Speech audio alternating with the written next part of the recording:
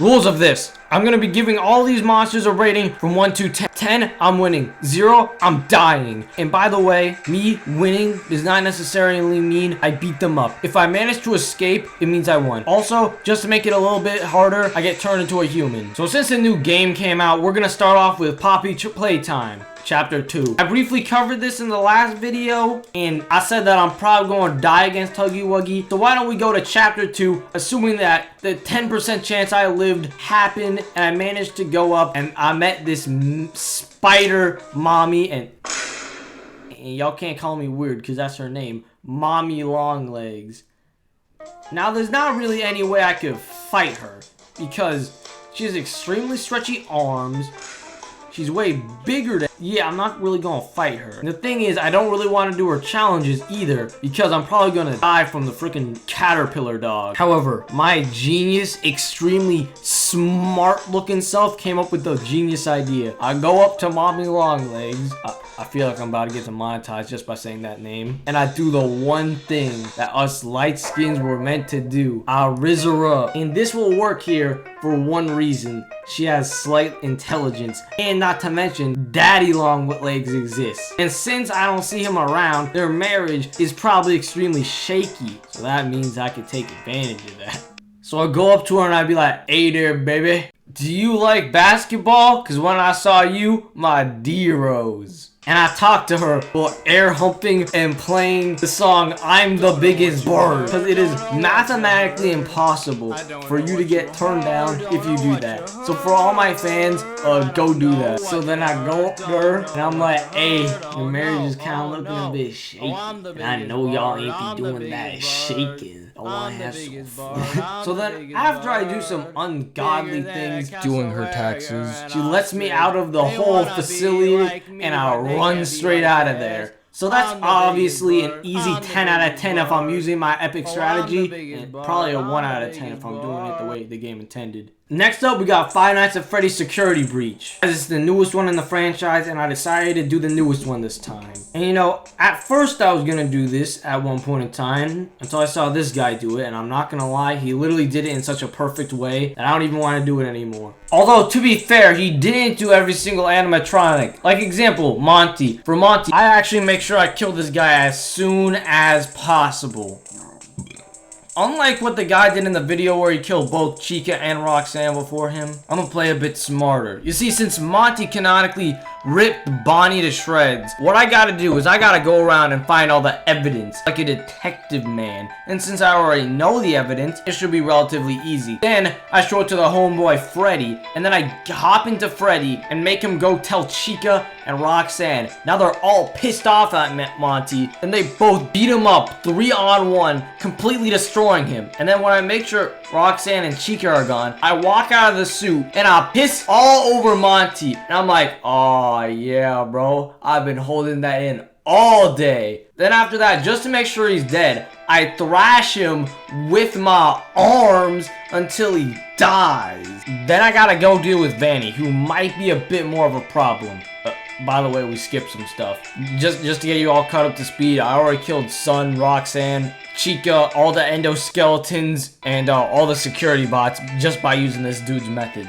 Again, go check him out. So, really, Vanny has no leverage, because now she can't control no bots to try to kill me. The thing is, since Vanny's only human, after all, she's only human, after all, don't put the blame on her. All I gotta do is jump into Freddy and use Freddy to beat the shit out of her. She ain't gonna survive 2 fists to the face. She is 100% gonna die after that. It's gonna be the easiest dub ever. And after that, when I go down and kill Afton, bruh, I already killed all the other animatronics, so he really has no leverage again. And bro, look at him. Bro's practically decaying in his suit. I just gotta run, sprint out of there, and I'm good. There we go. I killed every single animatronic that he didn't kill in Security Breach.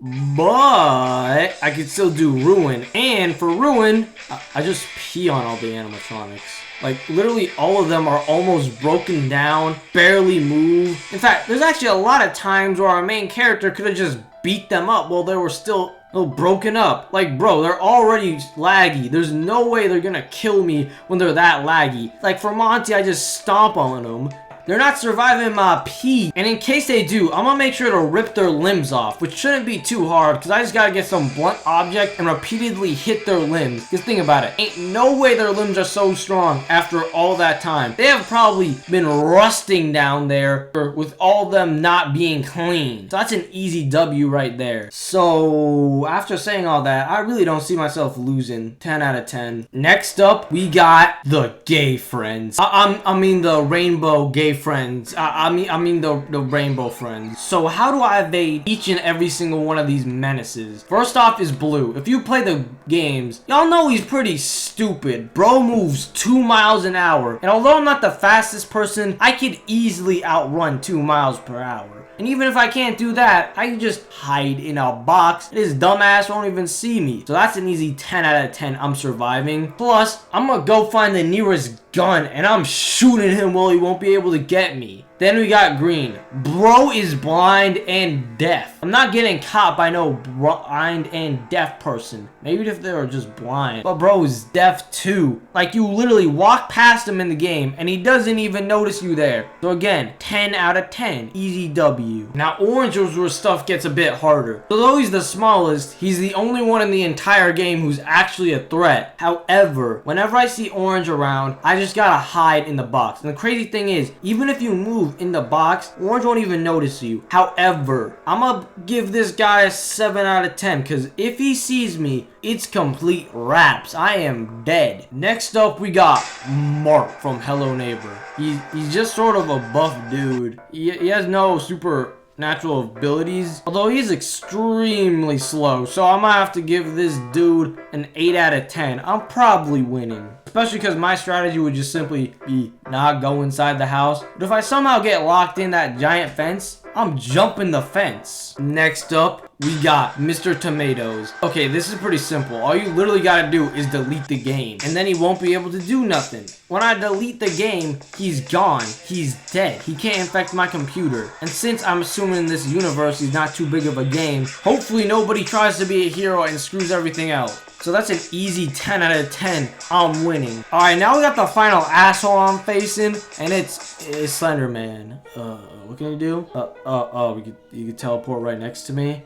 I mean, that's kind of unfair at that point. I can't even win if he could literally just teleport to me. That's broken. He needs to be nerfed. I mean, I guess if I just don't care about him, then he won't find me. But I mean, assuming if I do, I'm screwed. Like 0 out of 10. It's impossible for me to win. This is unfair. I'm mad about how unfair this is. Anyway, this wraps it up for part 2. Hope you guys enjoyed it, and remember to check out all my other videos.